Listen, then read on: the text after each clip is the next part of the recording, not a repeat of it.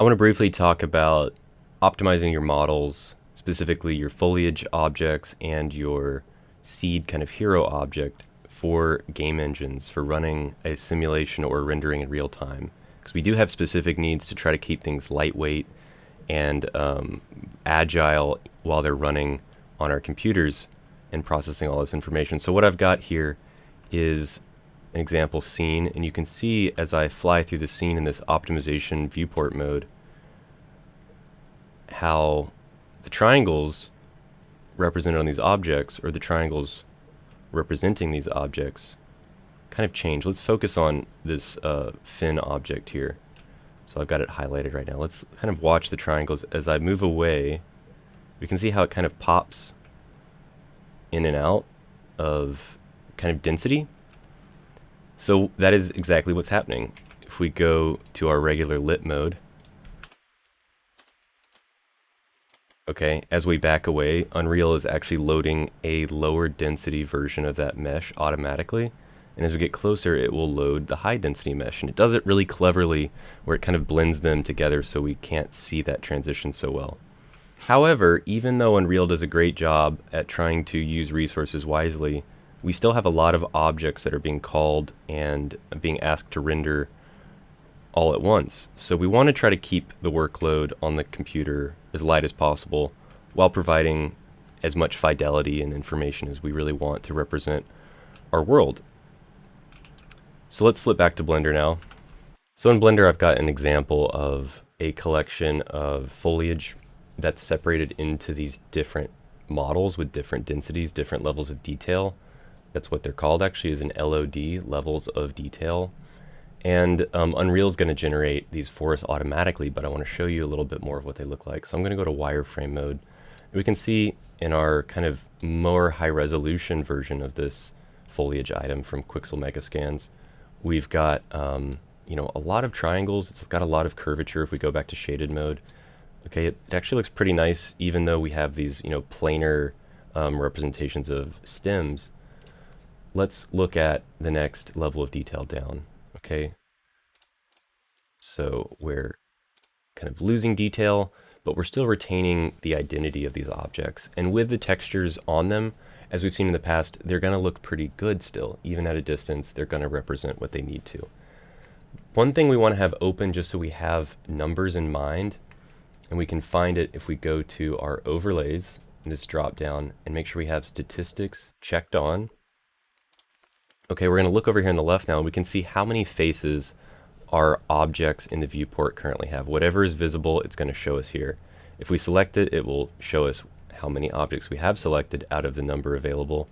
But we notice if I select it or not, these numbers don't change. So I've got in this group of kind of foliage, this cluster, we've got 210 faces. If I go to the next one, we've got 300, 900, about 1500, and then up to 3500. So that's a pretty big difference numerically, but in some ways it's also not. But if we think about these things being multiplied thousands of times at once being rendered in a scene, it's very important that we are considerate to how much dense these meshes are. Because the more density, the kind of more the computer has to figure out how light is traveling, you know, through a scene, bouncing off of these objects. The more geometry that's there to bounce off of, the heavier it's going to be. I'm asking for each foliage item that you keep this face count under 1,000. That's still a lot. I'm hoping that Unreal's auto generation of the LODs is going to really let us have nice looking meshes up close, and then, you know, the kind of lightweight meshes far away. So let's think about how this applies also to our scanned objects. Here I've got a photo scan object that we're probably quite familiar with at this point. And we can see if I look in my statistics panel, again, I can find that in overlays, statistics. Okay, I've actually got two items in this scene. We can see together they're about 1,600,000 faces. That's a lot. See if we can hunt down which one is so high resolution that it's doing that. I've got two visible right now. So it looks like this one in the background. Let's just look at that and let's see what's going on. So this mesh on its own is still 1,600,000 faces. Now that's a lot. That's really excessive. So let's think about scale before we start to cut away at our triangle count. Now I'm going to go to File, Append, and we're going to look for the Unreal Engine mannequin that I've provided in the templates. So we'll need to go hunt that down.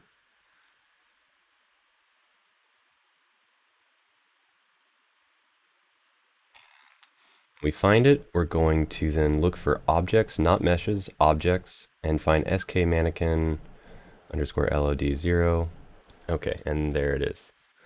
Standing tall again. Now this is a pretty small object. You know, if we want it to be huge, then maybe the kind of level of detail that we want is quite high actually. I would still say 1.5 million faces is excessive for what we're going for the kind of platforms we're building this simulation for. So if our object is going to be smaller,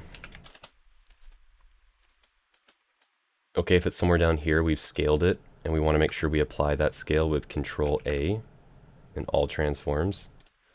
Okay, now I'm going to hide the mannequin, and I'm going to flip over to shaded viewport mode, and we can see this is a very detailed mesh. Okay, that texture kind of wasn't doing it justice in some ways. So let's reduce the triangle count. We've got 1.5 million. Let's go and find this wrench icon with the object selected. Find this wrench icon, modifier properties, add a modifier, go to decimate. And I want you to be really careful in dragging this slider around. In fact, stop, don't drag it. Okay, if you're on a computer that is already kind of struggling with Blender, avoid dragging sliders. It's one piece of advice I can offer. I'm going to type in a magnitude of power under 1. I'm going to go 0.1. And let's look at that. Let's see the result. It might take a second after I press enter on the keyboard for it to process. But we're going to look at visuals, and we're also going to look at numbers. So the number is to be expected. We have 160,000 faces. That's 10% of what it once was. And it still looks pretty good, to be honest. We can turn our texture back on. We can turn wireframe on. It's still a very dense mesh. So let's drop that down another magnitude of power. Let's go 0.01 and hit enter. Okay, these modifiers are temporary until we apply them. So it's a good thing to just kind of have it open and try some stuff out before we accept any of these changes. Okay, so 1% of the original face count is considerably different looking. See, now we're down to 16,000 faces. If this is an object that's going to be at our feet as a character who can't, you know, bend over and pick it up, that's at least the way that we're running the simulation, I think it's going to be just fine if we're looking at it kind of from up here in this kind of perspective. So if we're happy with that, we can hit apply. And it might take a second for it to accept those changes. You can definitely play with that number and dial it in some more, but I'm trying to keep this kind of object, if this is our seed object, this is the kind of hero object, you know, we can really push that to a higher number. If it's a foliage object, we really want to keep it lower if it's going to be repeated again and again and again. But if it's more of a singular hero object that we see occasionally or up close, we can keep that number higher, just to reiterate. Another thing I want to check is that my shading is set to however I want it to be. I recommend you shade all of your models smooth. If I right click and go back to shade flat, we can see the difference between this and this. Even with the texture on, we can see a difference here. Go back to shade flat and shade smooth. It's how these vertices are being interpreted. Does it blend into a curve, or does it harden into kind of facets and edges? Okay, so I would say this mesh is ready to export. If we go back to our other mesh that's much larger, if we want it to be, you know, in relation to the mannequin, maybe we want it to be, you know, kind of towering over this figure. Actually, let's bring the mannequin over.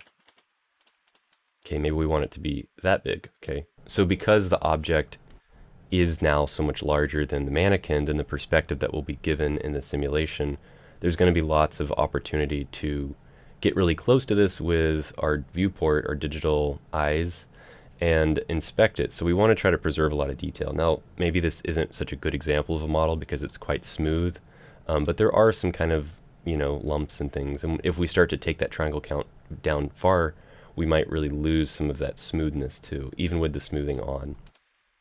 Okay, just to remind you, shade smooth is on.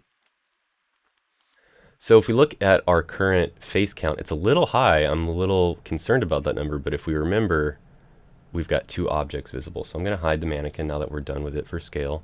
And we can see my face count is 2,500 faces. That's great. I would really try to keep your seed object, your hero objects, under 10,000 faces if you can. So before we export, we want to make sure that we're happy with our scale. We've shaded smooth.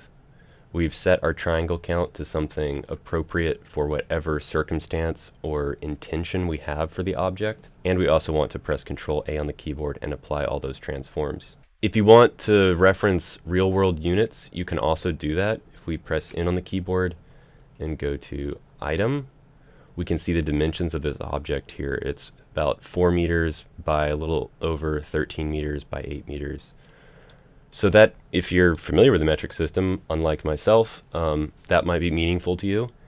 Okay, if you want to think about it in other units, I would really recommend you just plug these into like a unit converter. You can change it here in Blender to something like imperial and inches, but this can be sort of risky when it comes time to actually export this to Unreal. If you forget to change these things back, it can cause big problems. But you know, you might understand feet more than meters, depending on kind of how you were raised. So now we can continue our exporting now that we have properly set our triangle count, scaled our object, applied that scale, and set the smoothing from flat to smooth shading.